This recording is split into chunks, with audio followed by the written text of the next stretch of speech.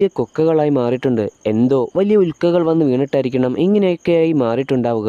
അങ്ങനെ ഒരുപാട് ദൂരം യാത്ര ചെയ്ത് അവസാനം ഇവർ ഇംഗ്ലണ്ടിന്റെ ബോർഡറിലേക്ക് എത്തുകയാണ്. ഇത് കഴിഞ്ഞിട്ട് വേണം ഇവർക്ക് ഫ്രാൻസിലേക്ക് പോകാൻ. എന്നാൽ അവിടെ എത്തിയപ്പോഴാണ് ആ ബോർഡറിലേക്ക് എത്തിയപ്പോഴാണ് ഒരുപാട് വാഹനങ്ങൾ അവിടെ ഒരു സ്ഥലത്തായിട്ട് നിർത്തിയിട്ടിരിക്കുകയാണ്. ഇപ്പോ എന്താണ് കാര്യമെന്നറിയാൻ വേണ്ടി ഇവർ അങ്ങോട്ട് ചെന്ന് നോക്കുന്ന സമയത്ത് ഇംഗ്ലണ്ടിന്റെയും ഫ്രാൻസിന്റെയും ബോർഡർ ലൈൻ ഉണ്ടല്ലോ, അതിന് നടുവിലായിട്ട് ഈ ഒരു ഭൂമി ആണെങ്കിൽ രണ്ടായിട്ട് വിണ്ട് കീറി കിടക്കുകയാണ്. ഏകദേശം ഒരു പാതാളക്കുഴി പോലെ.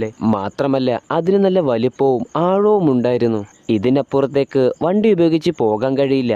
ആകെയുള്ള മാർഗം എന്താന്ന് വെച്ച് കഴിഞ്ഞാൽ ഈ ഒരു വിണ്ട് കീറിയ ഭാഗത്തായിട്ട് ചെറിയൊരു ആണി പോലത്തെ സംഭവമുണ്ട്. അവിടം വരെ തൂക്കയർ വെച്ചിട്ടുള്ള ഒരു പാലം, അതിനും അപ്പുറത്തേക്ക് ക്രോസ് വെച്ച 2 ഏണികൾ, അതുപയോഗിച്ച് വേണം അപ്പുറത്തേക്ക് പോകാൻ. ഇത് കണ്ട സമയത്ത് നേതനാണെങ്കിൽ വല്ലാതെ പേടിച്ചു പോവാണ്. അച്ഛാ, എനിക്കിതിലൂടെ വരാൻ പറ്റുമോ എന്ന് തോന്നുന്നില്ല. ഇത് കാണുമ്പോൾ എനിക്ക് വല്ലാതെ പേടിയാവുകയാണ്. എന്നാലും അവിടെ ധൈര്യം സംഭരിച്ച് കുറെ പേരാണെങ്കിൽ അപ്പുറത്തേക്ക് പോകുന്നുണ്ട്. അപ്പൊ ജോണ് പറയണ, മോനെ, ഇതല്ലാതെ നമുക്ക് വേറൊരു വഴിയില്ല. നീ ഇപ്പോൾ ധൈര്യം കാണിച്ചില്ലെങ്കിൽ നമ്മളെല്ലാവരും ഇവിടെ കിടന്ന് മരിച്ചു പോകും. അതുകൊണ്ട് ഒരു കാരണവശാലും മോൻ താഴേക്ക് നോക്കണ്ട, അച്ഛന്റെ പിന്നാലെ തന്നെ വന്നാൽ മതി എന്ന് പറഞ്ഞിട്ട് ഇപ്പോൾ അവൻ ആദ്യമേ മുന്നോട്ട് പോവാണ്. ആദ്യം ജോൺ, പിന്നെ ആലിസും, പിന്നെ നേതൻ. അവരുടെ കൂടെ തന്നെ വേറെയും കുറച്ച് ആൾക്കാരുണ്ടായിരുന്നു. അങ്ങനെ ഇവരെല്ലാവരും കൂടെ ആ തൂക്കുപാലത്തെ കൂടെ പോകുന്ന സമയത്ത് പെട്ടെന്ന് അവിടെ വലിയ ശക്തമായിട്ടൊരു കാറ്റടിക്കുകയാണ്. അത് കാരണം അതവിടെ കിടന്ന് ആടി ഉലയുവാണ്. അങ്ങനെ ഉണ്ടാവുമ്പോൾ ആർക്കായാലും ഒരു പേടി തോന്നത്തില്ലേ? അതുപോലെ തന്നെ നമ്മുടെ നേതനാണെങ്കിൽ അവിടെ കിടന്ന് വിറച്ചു പോവാണ്. എന്നാലും താഴോട്ട് നോക്കാതെ പതിയെ പതിയെ മുന്നോട്ടേക്ക് നടക്കാൻ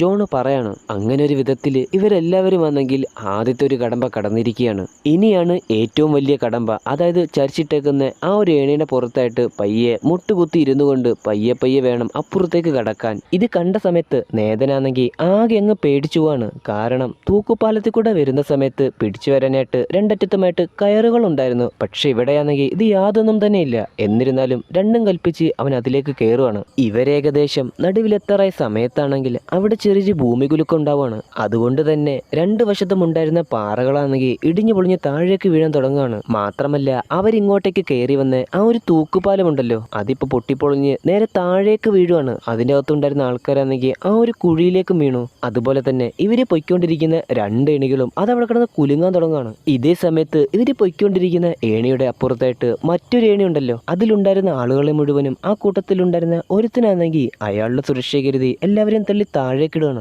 ഇതിനിടയിൽ ആ എണി താഴേക്ക് വീഴുമെന്ന് അയാൾ മനസ്സിലാക്കിയ സമയത്ത് അയാൾ എന്ത് ചെയ്തു? നേരെ ജോണും കുടുംബം പൊയ്ക്കൊണ്ടിരിക്കുന്ന ആ ഏണിയിലേക്ക് ചാടി കയറുകയാണ്. അവൻ നേരെ ചാടി വന്ന് നിന്നത് നേതന്റെ അടുത്തേക്കാണ്. ഇപ്പോ അവന്റെ സുരക്ഷ കരുതി അവനാണെങ്കിൽ നേതനെ ചവിട്ടി താഴെ നോക്കുന്ന സമയത്ത് അവൻ തന്നെ